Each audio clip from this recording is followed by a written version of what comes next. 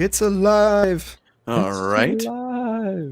All right, everybody. Thank you for attending another webcast edition of BHIS Talking About News. As always, we are joined by Monopixel, Dale, myself, Ralph, and Ryan, the shootist. We have some interesting stories today. We'll be talking about ransomware because I promised that we wouldn't, but now here we are talking about ransomware.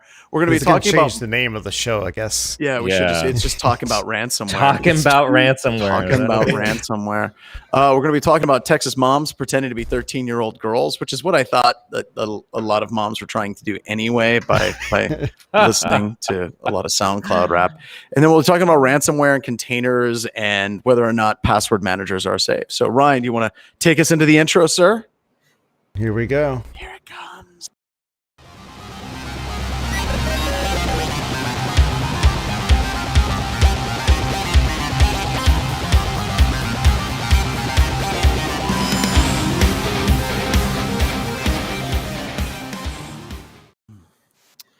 All right, everyone, welcome back from that very, very brief intro. As you can tell, I'm in a different studio today because that's what I do is I go to different studios. But all of my gear is on its way to Wild West Hacking Fest in Reno, or Way West Hacking Fest. So I have to use the backup studio, which is the office upstairs. And yes, I have no ceiling, and I'm perfectly aware of that. I appreciate it. So what is the first news story that we have for the day? What do we want to talk about here, guys? Eeny, meeny, miny, Texas. Okay. Here we go. So, Ryan, do you want to tell us a little bit about the reason why you want to throw this one in? Because I disagreed, and you had a point. I'm like, you know what? He's right. He's right. Well, it reminded me of some Darknet Diaries episode I heard once upon a time about breaking into physical locations, and it occurred to me reading this article that this woman was physically pen testing this school. She just did not have authorization to do so. So maybe she has a future career change in mind. I don't know. But I thought it was kind of a funny story just because of that angle. So, and that was the reason whenever you brought that up, I was like, that's probably a really good point, as just kind of a point of reference to anybody that's listening to this and they're thinking, you know what I want to do is I want to hack someplace to prove it's insecure, or I want to break into someplace to prove it's insecure. Don't do that. If you don't have permission, it's called trespassing. And that is illegal, even though the point itself may be valid. And I somebody once explained it to me for like physical pen testing. If you're like, well, I just wanted to prove that I could get there. How would you feel if somebody just showed up into your house and started walking around? It's always possible to gain ingress in most places, right? It is. Yeah. You can come in through a window. You can come in through doors. Locks are not that hard to bypass. I'm not talking about picking. I'm talking about kicking them open. There's a number of ways that you can actually gain access to places. And the point is, it doesn't prove anything at all. And the quote on this one that I hate is the "but the children" quote. This is about our children and the safety of our children. That's all I'm trying to do is prevent another mass shooting. She didn't prove anything. And that also gets into like the idea of a threat model. As much as I hate that phrase in the industry, you cannot develop a threat model that can deal with somebody that's showing up with like semi-automatic weapons and pipe bombs and things like that. There's always going to be damage that's going to be done. You can set up proper reactions. You can do a number of different things. But in what possible scenario would the school have enough security to actually stop someone who's heavily armed from entering and creating some level of damage? So really, she didn't prove anything other than she's just kind of dumb, I guess. So what are you guys' thoughts on this? The part I found interesting with this one is that it's not like she was in there for like 10 minutes or 15 minutes. No, she was in there for like the entire day. And she actually said hi to the principal, I believe, talked to some of the teachers. She was scolded by one of the teachers for using her phone in class. So it's not like it was a short-term thing where the security guard caught her 20 feet away after she'd entered the door. This was an entire school day. Yeah. So she did this just to prove the point that she could? Is that it? That she could walk in. Basically. Cool. All right. Yeah, cool. Cool. I mean, that's about as far as that goes, right? I mean, if we all just took that and be like, I wonder if I could do this, we'd all be in jail for something that was a stupid idea. Yeah. Well, and realistically, being from Iowa, like even if you are authorized, apparently you can sometimes possibly wind up in jail for breaking into buildings, even with proper authorization. So you definitely don't want to be doing it without proper authorization. The thing that I'm wondering is, let's say it went different. Let's say that she was walking around the school and they called in a tactical SWAT team to tackle her, like handcuff her, drag her out of the building. Would she have been like showed up in court or been interviewed and been like, you know what, I went through and I was testing the school security, and I just want to say they're Really pretty good. They're Really pretty good. Good job, guys. I was impressed. No, this strikes me as the type of person that if that happened would be like, oh, this is police brutality and abuse of power. No, it just sounds like that. This is someone who is looking for attention, and she got it, and we're giving it to her. Yeah. I always think it's interesting too, because when you are doing assessments and you do find something that's like egregious or bad, you're like, oh, I can't believe this. How could they, right? This is ridiculous. And then when you are doing something and they did something right, you're like, oh, okay, well, I guess that's just one thing they did right. You know, like you tend to like highlight the things that they're doing wrong and like, you know, just kind of quietly remember the things they're doing right.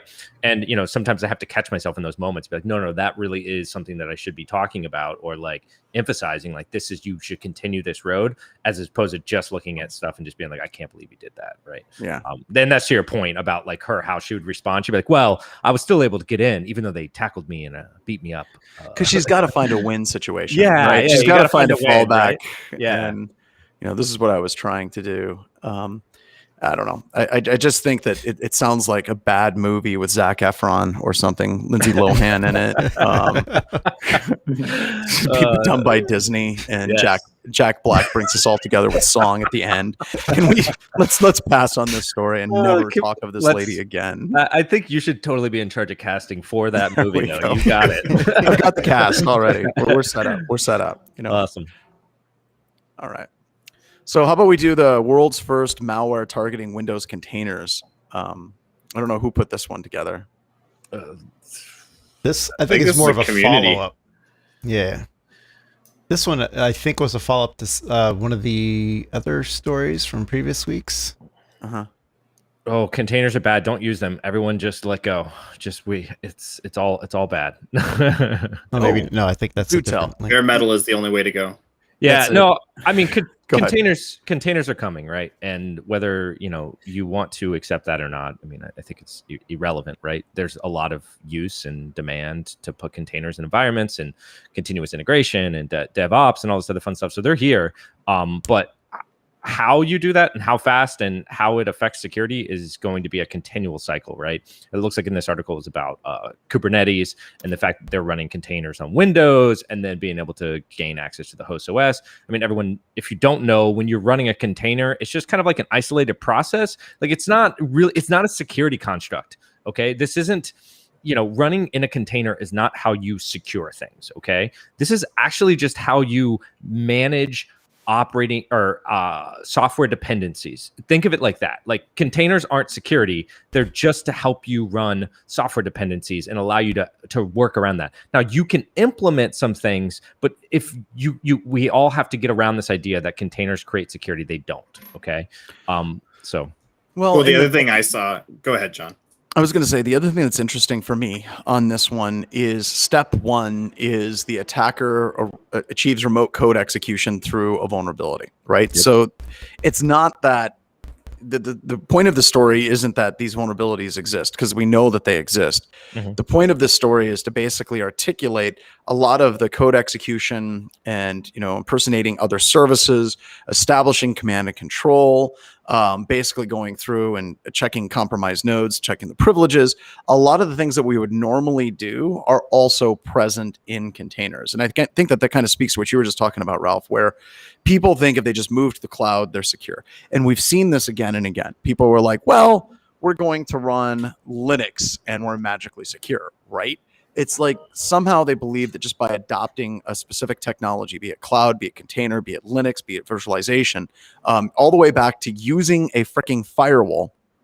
Ooh. Every time something like this comes up, the entire industry says, well, this is the way forward and this is what we need to do for security. And I mean, even all the way from Biden and the White House released a statement talking about computer security in the government and where we need to go. They were really big on zero trust, and they were really big on cloud, both of which are things that I absolutely agree with.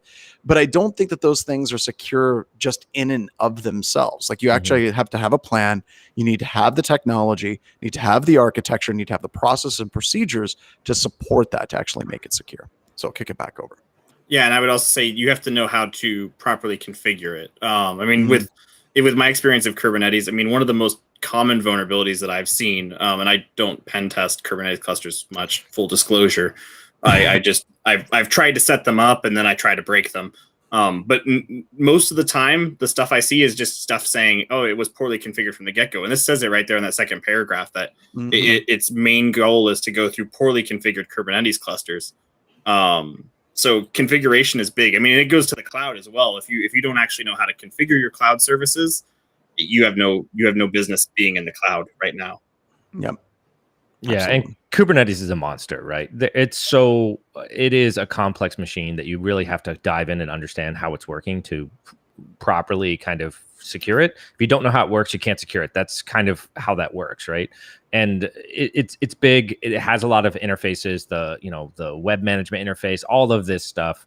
I mean, the other thing too, with just Docker containers in general, most of them run as root, right? Like the user is ran as root. That's how they designed the container, because it was the simplest way to make sure it had the permissions on the file system you share. I mean, that's another way too that you break out quickly out of a Docker container, is that the container process has the ability to write some files to a folder as the user root, right? So it's just, I mean, there's a lot of that, but yeah. Yep, absolutely.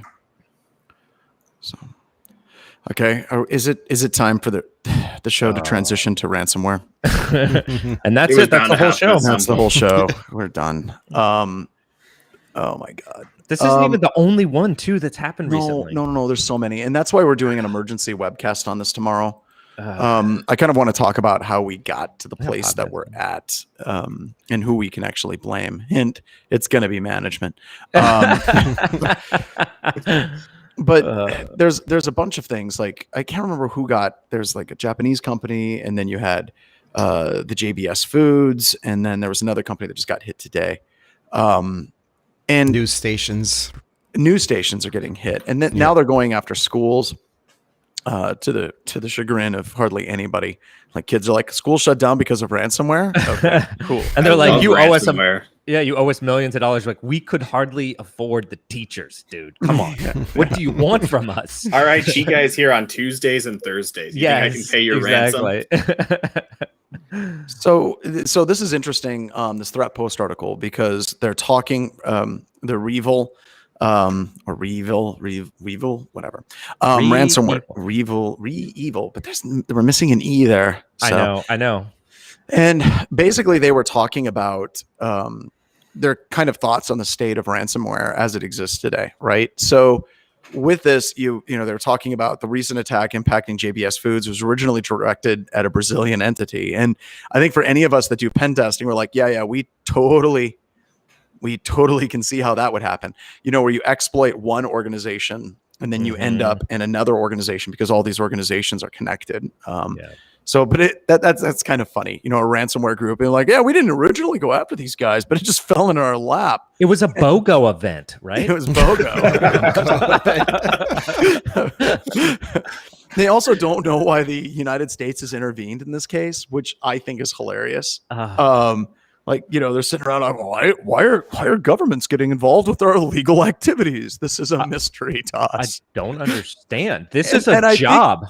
I think that's because they're Russians. And I think that they're used to the mafia getting involved. So, if you're from Revil, just so you know, for you, it's the mafia. For us, it's the FBI.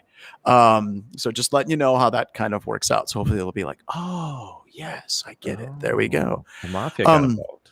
Now, they were talking about U.S. legislation, and there's a number of states and lawmakers that are talking about trying to pass laws that would restrict ransomware victims from paying the ransom. I kind of think that that's a bad idea. I would like to get you guys' all opinion on this, because, the conventional wisdom for ransomware is you should never pay the ransom because you're just going to make the problem worse. And it's like, yes, so my company's just going to roll over, go out of business, and I'm just going to go to my dying hole and die for the greater good. And I like their approach was, it's not going to stop the attackers, right? They're not going to be like, well, they passed the law, so we're not going to attack the United States anymore. Because what you're going to have at that point is a lot of organizations that quietly pay. And that's going to shove this whole issue underground again. So I don't know. What are you guys' thoughts on this too? That's a sticky question, because I think you just brought up all the points, right? Like that it would cause people to go underground and to pay if you had this law. It's obviously businesses want to stay alive. That is their goal. So if paying the ransom allows them to continue to operate, obviously that's something that is in their best interest, right? Like they're weighing their pros and cons. Yeah. And how fast can they get back if they pay the reward? If they don't. Yeah. But on the flip side, right, the other side of that, I kind of feel like, well, if we just stop paying them, then the business model starts to really suffer. And, you don't have people devoting what they think as a career in building ransomware, right? But if you look at the history of this, the idea of protection rackets, like somebody like in the 50s in New York City comes in and is like, this is a really nice bakery. It'd be a shame if somebody were to come in here and mess it up. This has been a racket that has been around for literally a couple of thousand years, right? I mean, it's just a new variation of it. And you can absolutely make it illegal all that you want, but it's not actually going to solve that problem.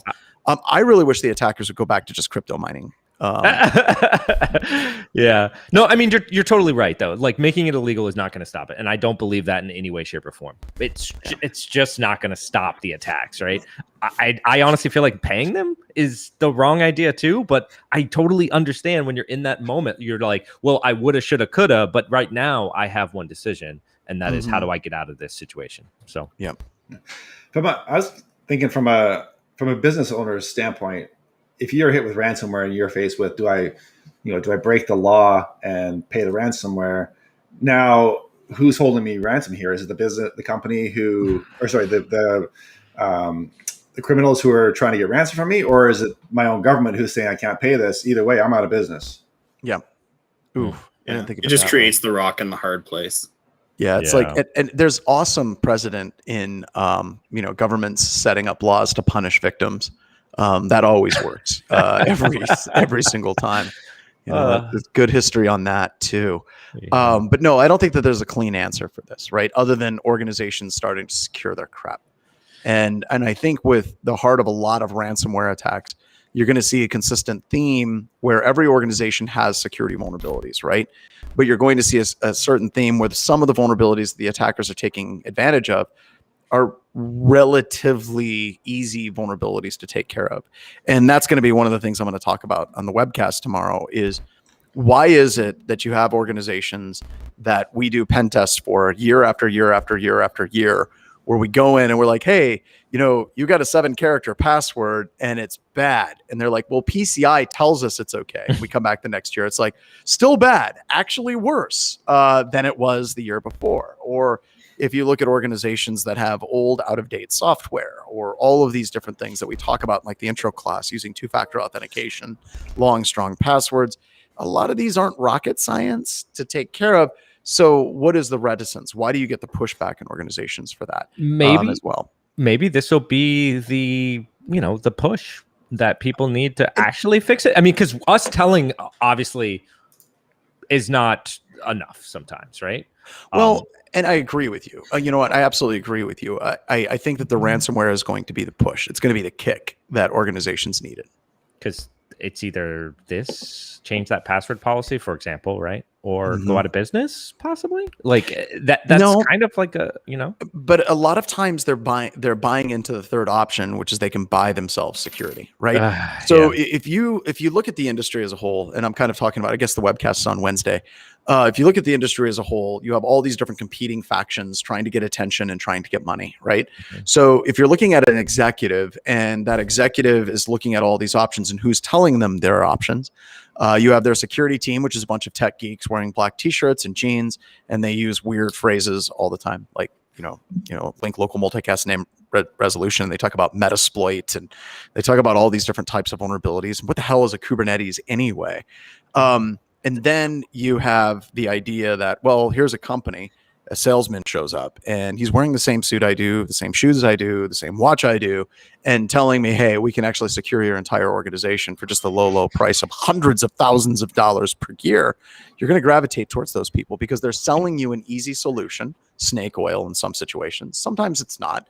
And they look and act and walk like you do. So that's kind of where you're going to gravitate towards. That's the way it's been for a long time. I think with ransomware, we're now seeing that hit where they're like, well, I bought the shiny object from the guy that had the Maserati and it didn't work. Maybe I need to listen to the geeks. And I want you all, if you're listening to this webcast, I want you all to think about it. Listening to you, IT security people, is their last possible choice that they want to choose. I really don't like him. Because heaven forbid the guys who operate and build the stuff should, know what they're doing. Right. And in some cases they don't, clearly, but well, and Dale, and Dale, you've been part of this, right? I mean, you've been right in the belly of the beast where you have this new technology that's foisted upon you where they're like, Dale, we need to secure this by next week. And you're like, why didn't you talk to me before this? We've had these conversations. Yeah, I've not experienced that more than once or twice a month. For years, right? Well, and then after that, you have to hire a consultant to come in and say it, so that way they'll listen to you. Yeah. Well, look to the bright side, guys. This would be the last ransomware we have to talk about. This is it. Oh, yeah, that's true. After this week. Yeah, there's a moratorium. There's no more ransomware after this week. I'm solving this on Wednesday, hit the quota. by the way. It's going to take me 2 webcasts, but I'm going to nail this thing down. We've got solutions to all these things. But folks, I have to jump off. All right, car accidents and things like that I got to help take care of. So you guys carry on without me. We will carry the torch, John. You never forward. Catch you later. All right, later, John. I thought he was just going to walk off screen and leave the camera running. Yeah, just like For a second. Yeah. like takes his mic off the stand and drops it. Yeah, there we go. I for sure thought he was going to do the down into the basement thing. Yeah. This room with no ceiling. We're going to have to make that a requirement next time we anybody tags off the webcast mid-show. We got to walk down the stairs. Okay, maybe not. All right, no more ransomware. It's been article. solved. Here we go. I do want to say just real quick. Okay, bringing it back. I'm bringing sorry. It back. I'm sorry. We can't just get won't away die. from the ransomware. Every time we try, they bring us back in. It just the one thing that grates against me with this whole thing is this conversation could also be applied to your phishing testing as well, just a little bit. I mean, if you management are watching this and you're saying like, oh, this isn't fair. If they do this, I might have to consider going underground and not telling people. If you're one of those people who like forces your employees to do terrible things after they fail a phishing assessment, you're just as bad. This is the exact same conversation in that sense. So I don't know. I've always been more of a believer that you reward the employees that do well versus punish the employees that don't do as well. So anyhow, I'm done. Think about like training a dog. You reward the good behavior and ignore the bad. Well, don't ignore it. Treats. Or you make a mean dog by beating it every time it does something bad. And then that gets a mean dog who doesn't like you. And that's what happens. So yeah, that's all. I just had to get that off my chest. So we can go to the And next realistically, one. if you just keep punishing them, eventually they just don't tell you about it anymore. Right. And then you That's find out exactly about what it I'm on the saying. news. So Yeah. So it's just saying, like, in this one instance, the management's kind of getting a taste of that medicine. And if you're one of those managers or one of those people writing those policies, like, don't do that. It's not good. All right, let's go to this one. Van Buren. Who knows about Van Buren? But I had another thought about the ransomware. Oh, just Oh, of course. Of course. Can we go back to Hold on, ransomware hold real on. quick? Van Buren is a victory against overboard interpretations of the CFAA and protect security researchers. So we had a little bit of a discussion about this earlier. Who wants to re-summarize that for hackers who are not me? think this is about the exceeding authorized access in the Computer Fraud and Abuse Act. Get your hand out of your face. Yeah, I can't sorry. hear you. There Sorry. you go. Yeah, so this gets down to kind of the sticky of security researching and stuff like that, and how that gets put up in the law, right? And how it gets interpreted and whether we're allowed to do it or not because we got access or not, or what that Is this access sort of means. related to the Texas lady in a way, in the roundabout way? In a way, kind of. Yeah. It really sums up to just like how, like I said, in some senses, even if you have all the law on your side and you're doing a physical test, like you want to make sure you have the law on your side. And in this case, like this helping spell out where the law is. And I'm telling you, you don't want to ride up like right on the edge of this line because that line still is very gray. So get all the lawyers involved if you have to. If you have to. Yeah. I think we're going to keep going back and forth on this. And it sounds like in the article that, there was some wins here, wasn't all bad. But, the idea of how we sum up, what we can and can't do and whether that was authorized and stuff like that. And I think, as the years have gone by and more of this is, more security researching, more vulnerabilities, more ransomware, all this other stuff, right? How we define that law, where the line is, right? And who's allowed to do it and how I think we're going to see more of that, right? The EFF is obviously, kind of at the forefront of some of this stuff, right? So pushing for these legislations. So. Yeah, and I think also if you ever find yourself on the wrong side of that line, you can actually contact the EFF and they'll help you get a lawyer. So just as a note. Yeah, for sure. This article's hard to read, but let's go into reader mode. There we go. Microsoft is getting better security, as they should, end-to-end encryption for voice calls. This was like my first thing that I hated about Teams when it first came out. I was like, there's no end-to-end encryption. It's just like, it's wide open. It's just, it's Skype, but in an Electron app, really. But it's Skype, but different. Yeah, it's Skype, but very different. Skype never left. Though I'm immediately going to go up and just say like, how much encryption do we get here? I know Zoom kind of got caught up in that one about end-to-end encrypted and stuff, but all of our chat platforms should be moving to some kind of end-to-end encrypted. That should be their goal, right? That's the ultimate kind of, at least, getting to some level of privacy where you're not just saying, we are a secure company who does regular security tests, and that's why you should trust us, right? Encryption we trust kind of thing. End-to-end encrypted is probably like the first thing you should be doing, and then there's a lot of other. We have a bunch of other chat platforms that have came out, and like Keybase is one that does end-to-end encrypted, and that was from the very get-go. Telegram, even though I kind of not totally trust their rolling their own crypto type thing, but still it's out there. But yeah, a lot of the platforms have moved to this. So it's not surprising that Microsoft would be moving to that. But yeah, what do you guys think? I just think it's funny. I had it in a time where I was talking to someone. They're like, oh no, we're going to leave Zoom because they don't have end-to-end encryption. We're going to go to Teams because there's like a large number of people who thought Teams already had this technology. SSL is not end-to-end encryption. That's not how that works. Okay. Yeah. For those who don't know, yeah. It's just a bulk, like SSL is just bulk encryption of the traffic and has nothing to do with the message inside, meaning all of the message inside can be read by, the service provider you're using. They can read all your messages, mine them, do whatever the hell they want with them, make them endlessly searching. I'll give you a couple examples, like the prime examples of those that are doing this right now. Slack, for example.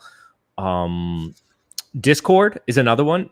None of that stuff you should ever send any or expect any level of necessarily privacy from those platforms. I'm not saying that they're bad or they're out to get you. I'm just saying that all of that is searchable by their platform, and they can use that for whatever they want. And think about it, both of those platforms are pretty much free until you get into like large groups or large amounts of traffic, right? That's kind of a feature of the platform too, is that you can search back the history.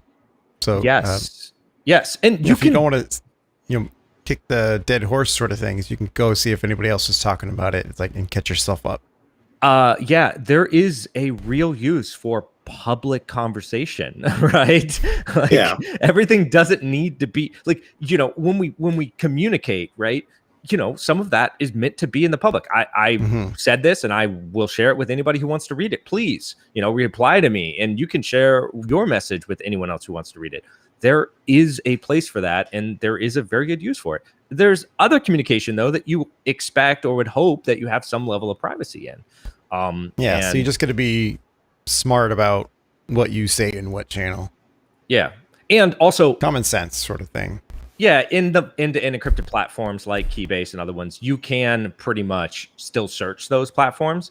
Because you can decrypt all the messages that were sent to you because you shared the key and so on and so forth. So, there is still search in those platforms. So encryption does not mean the end of search, but I will admit that it does make it more complex to implement some of those things, or to do some of the other things like predictive, or like, how it predicts what you might be doing, or, other kinds of AI. I'm going to use in air quotes here. Bots. Bots. Helpful bots. Yeah. So in Keybase, the way that they did bots is that bots can only see messages once they get the keyword that the bot would get interacted off of, right? All the other messages, it actually can't decrypt. So then that way a third party can create a bot, and it actually can't see any of the chat except for when it's been flagged. So before everyone goes and gets too excited about it, there is a couple caveats with this Teams implementation of this as well. First one being that it's only for one-to-one voice calls. So no group calls, no video calls. And also the other thing is, if you're running Teams, like the web version of Teams, it's not encrypted. It's only available on desktop, mobile, iOS, and Android as of right now. Well, as of when they roll it out later July, yeah. Yeah, so that's usually how it goes. As soon as they're like end-to-end encrypted, only for one-to-one phone calls, only for one-to-one messages, and then Yeah, and the example they gave in one of the many articles about it was specifically for when IT folks are sharing passwords with users, sharing their their default password or whatever, which is great, but surely there's other ways you can get them their initial password than sending it over a chat. Yeah, like email. Yeah, that's the only way you send sensitive information now is only through email. It's through email. Yeah, sure. It's like faxes, very secure. Only. Well, if I'm going to send something, actually, a fax might be very secure right now. What's up? I said, if I want to send something super encrypted, I'll send it PGP over carrier pigeon. Yeah, there you go. One-time pass, man. One-time pass. Yeah, you can't hack me. You have to intercept my carrier pigeon first. Speaking of passwords. Oh, yes. We've got a blog or a post or whatever it is about password managers. Yeah, so this Travis Ormandy. Tavis wrote there was an R in there. No, there is not. Wrote a blog about password managers. And so I have a sneaky suspicion that he's probably doing some research on password managers, and kind of wanted to get it out there, his opinion on it. So he kind of goes over, one of his big things is that he hates it when people, one of the most popular things to say is, hey, just get a password manager. And he kind of goes into the fact that that's kind of like a broad statement, and it doesn't necessarily cover all the angles. He also gets into a lot of the browser implementations of password managers and how they kind of break sandboxing and other things like that.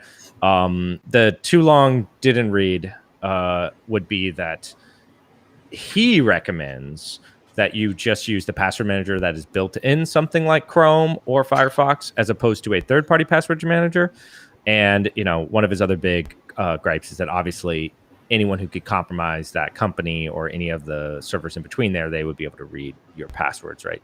How much of that, comes out, to be true, this is kind of going back and forth. And then the bigger, kind of question that goes along with this is, when a lot of people say, hey, you should be using a password manager, I think what they really meant to say is stop using the same password. But his point is that some of these password managers don't necessarily bring as much security as you may think. So what do you guys think? I guess the beef I would have with this is that one of the allures of a password manager, like you said, is not so much just about making sure people aren't using the same password, but being able to synchronize those across multiple devices. So if I've got a 26-character password of random letters and numbers on my computer, that's all great. But when I got to type that in on my phone, that's a pain in the ass. Sure. Which is where the password manager or in your TV helps. Exactly, yeah. And that's where one of the areas where the password manager really comes into play. I mean, it's multi-featured or multifaceted, I guess. But I can see where he's coming from, though. But there's got to be a usability factor. Yeah, I do question is what if this still applies when considering, okay, so let's say I use Chrome, Chrome's built-in password storage, and I link that to my Gmail account, and then I sign into that from my Android phone. Like, is that still considered better than using something like LastPass or something like that? I mean, in the article, he says that, they have better security teams, pretty much. He was saying browser implementations are better. The other thing is that they don't break any of the sandboxing models, which, extensions kind of do in the sense of how some of these password managers work. They do break out of the sandbox. It's interesting. It's a pretty short blog for the statements that he's making, but I'm pretty sure that he also probably has some vulnerabilities that he is going to either release or disclose with some of these password managers. He's leading up to something then. That's my guess. I mean, maybe he doesn't. Maybe he doesn't want to go through the disclosure process because it's a pain in the butt, and I'm sure he does it all the time. But yeah, I don't know if he necessarily was out to kick down password managers. I think he was just trying to talk like general that they're not the end all be all from security and that they can have some of their own vulnerabilities as well.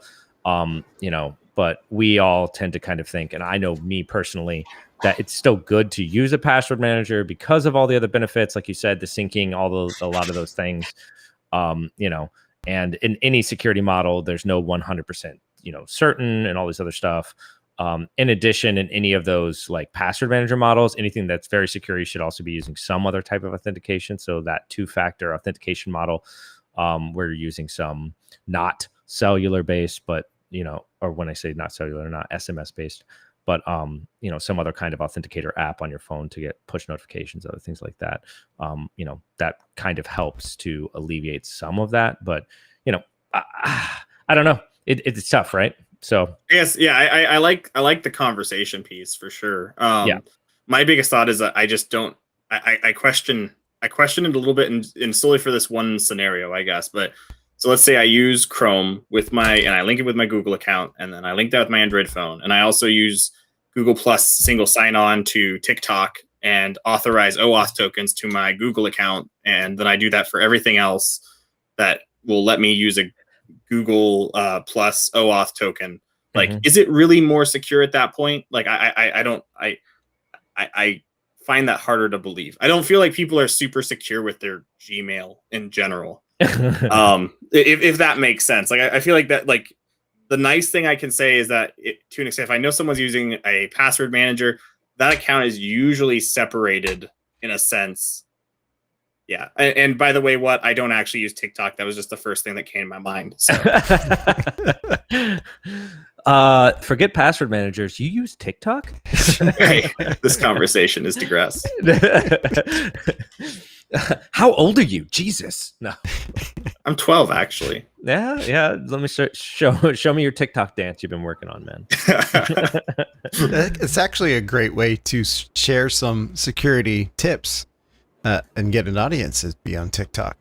Yeah, because it's so hot right now. That's That sounds like a dumpster fire, but oh gosh. First security tip for those on TikTok: stop using TikTok. Yeah, There you go. Don't do that. He did say in the article that he still recommended things like KeyPass and KeyPass X, which I thought is super funny when I read that, because, all right, so check this out. One thing that I've done on plenty of assessments is that there are a couple different public frameworks for extracting the master key from KeyPass, right? And the thing is, this is actually not anything to do with KeyPass particularly, but whenever you unlock one of your password vaults, the key, right, to unlock that vault is in memory.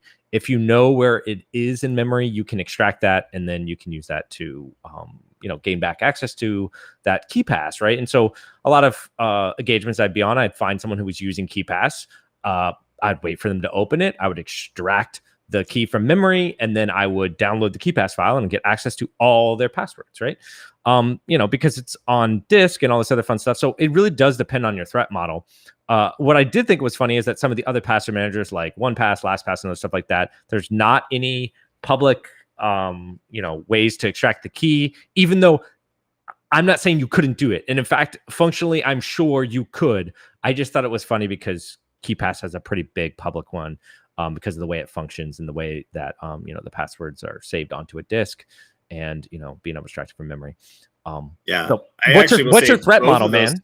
Both of those, actually, you can exploit DP API and get the key out of them. Oh, yeah. Chrome. You could just extract all the passwords out of Chrome, like just straight in memory. So what is your threat model, right? Is it someone on your system? Is that what you're protecting against? Because, does using the browser password manager protect you from someone compromising your system, right, and extracting it from memory? It does not. I can tell you that for a fact. But that's not what this was about, right? And so, where are you down the line? Like, how screwed are you, and how would they continue on? And I don't know if necessarily the Chrome one would help you that much more. Yeah, there's a point in which you just start writing all your passwords in a little book and pressed against your side, locked in a box. Yeah, and that's also when we want to talk about password managers, right? And just passwords in general. That's when we started. That's why we use a lot of authentication, one-time authentication systems, right? The second factor, the third factor, whatever, so that we can control that in like a time period. So it's not like you get this and then you have access forever. And that's why those authentication methods work, or are implemented, so that you can that password can be compromised but still not allow for immediate access, right? Yeah, I keep all my passwords in Excel, but I password protect it with super secret password. It's password 1, but it's not important. So anyways, for everyone who wants to just either lament about the fact that you write your passwords on a notepad, or be upset that you use a password manager and Tavis doesn't approve, go read that article. And that's the last link we got. Oh, that is it. Do we want to add anything? Oh, no, I didn't have anything else. Did you guys have anything else you want to talk about? More ransomware, possibly? Just to really drive it home? I guess I one thing to say about Excel was I once knew a guy who protected his Excel document full of passwords by spelling password backwards and storing it as that. So there's a cool trick for those who don't know. Oh, yeah. Oh, yeah. Pro the keyboard tip. logs. Yeah. I was on an engagement once, speaking of Excel, and they had sent some Excel document to each other via email, and we got access to that Excel document, and they had password protected it. Dude, I threw Hashcat at the thing for a week, dude, and I still couldn't get that password, man. So I have no idea what they did, but it was good. And I mean, I have 10 billion password word lists, right? And then with permutations and rules and all the other stuff, I have no idea how many guesses I made at that, but anyways, it worked. Maybe that was your problem, though. Maybe you had too many passwords, and the password was really just password 1, which is at the bottom of your list. No, trust me, I tried that one. Probably all permutations of password 1. Anyways, all right. Well, if that is it, thank you, everybody, for joining us for Black Hills Information Security, talking about news. And we'll be back on Monday. No, we won't. Whoa. Uh-oh. We keep switching it up. So it's just next day week, roulette. Next week is Reno. So that's right. I'll be there. I should be flying. So, but we won't have a newscast next week because we have our Reno Way West event. So the following week, we will be back on Monday. We'll be back. Well, definitely check out the Wild West. No news will happen all next week, I promise. Nothing's going to happen. No, it'll be like 3 more ransomwares. That's it. But yeah, we'll be. No, John's fixing ransomware this week, so it shouldn't be any more. That's right. Yeah. That's right. So everyone show up to the webcast. Is it Thursday or Wednesday? Wednesday. Yeah, show up on Wednesday. I'll be there. I'm going to take notes, and we're going to we're fixing ransomware again. I actually think we'll all be there. Yeah. I know that me and Dale were also on the list. So Yeah, I'll be there as well. Perfect. Well, everybody have a good week and a half, and hopefully no more ransomware. Yeah. None. We None. hit the quota. All right, let's take it out.